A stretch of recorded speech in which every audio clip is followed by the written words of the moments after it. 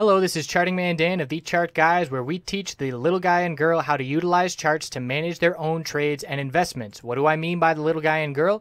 Well, we just had two directives signed halting the implementation of a rule that requires financial advisors to act in the best interests of their client. Let that sink in a little bit. The big wigs on Wall Street can play with your retirement and hard-earned money without your best interests at heart.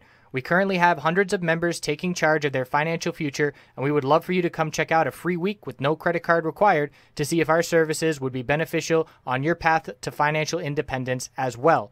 What we offer, we have a separate course of over 5 hours in length on when to enter and exit positions. And in terms of what we do daily, we have nightly videos, key levels updated each morning before the bell, 2.5 hours of live daily webcam coverage in the morning and in the afternoon, and over 7 hours of educational videos. All of these links can be found in the description of this video. Come check us out. Thanks for watching. Let's get on to the technical analysis.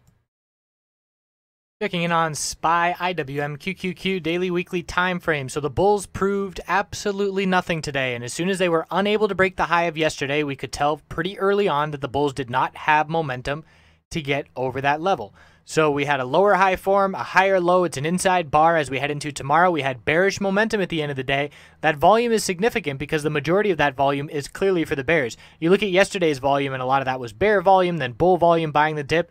And the fact that we're seeing a significant amount of volume, pretty similar to yesterday, a little bit, about 10% lower. But again, the fact that it was a tighter range and mostly for the bears does stand out. So if we get a break of 233.77, we're looking at 233.34. If we break the low of the week tomorrow and see a new low, that is going to have bear momentum heading into next week. And that's really the only couple of supports we're looking at here of 233.34, and then we're down to 231.61. You can see the Bollinger Bands are getting tight, so this lower Bollinger Band support is there as well. But as long as we don't break that downtrend resistance line, which I keep putting in these videos, might as well put it again here in case anybody new is tuning in. We got this downtrend resistance line until the bulls get over that level. At the very least, the bears are in full control, in my opinion, of the past 5 weeks and of the short-term action. So the weekly time frame for SPY is confirming the bearish reversal candlestick. We have a bearish MACD cross following through, and we are losing the TCG, or we're seeing a TCG bear cross about to follow through as well. If we close below 234.30, it's the first close below the exponential support since the election. That is notable, and we would then be looking down to the middle Bollinger Band support, which will be lining up just around that 231.61 level over the next couple of weeks. So on the verge of losing exponential support for the first time, a couple bearish signals following through here on these crosses. IWM an all-out dump. So the red flag for these markets today was, again, the inability to break the high of yesterday to see any kind of follow-through. We had an extremely strong close on IWM at 136.92, and the fact that we didn't even test that level. Bears controlled the open, closed at the low of the day, broke the low of yesterday, so it was even more bearish today than at the worst of yesterday for IWM.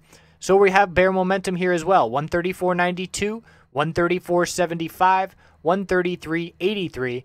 The bears are in control of the short term, and we're watching this tightening pattern. If we get a break of 133.83, it's a clear bear break. We have these inside bars on the weekly time frame, 3 inside bars in a row, and unlikely to break this week, likely to break next week. We will be watching very close for this break. That's going to be a nice trade for IWM. And even if you don't usually trade IWM, it is worth checking out for this break of this tightening pattern. As we can see here on the daily, in more detail, lower high, lower high, lower high, and higher lows. Clear break is imminent next week. QQQ also bearish. Couldn't regain that middle Bollinger Band yesterday. No follow through for the bulls. Very similar candlestick to the S&P 500 with a close near the low of the day. And an inside bar to be watching tomorrow. 130.78, 130.50 are our two supports. Bearish TCG cross. And we're looking down at 129.40 as the key support level if we do see continuation to the downside. The weekly time frame is seeing 2 red weeks in a row for the first time since the election. We are still holding exponential support. We would have to close below 130.48 to lose that 8-period exponential. We've got a potential bearish MACD cross coming. RSI is now cooling off from above 70, so we are seeing bearish signals on these weekly time frames for the first time in a long time. No huge red flag in the long-term chart. Short-term, we know the bears have momentum. I appreciate you watching. We'll check back in over the weekend to see how we finish out here. Have a great forever.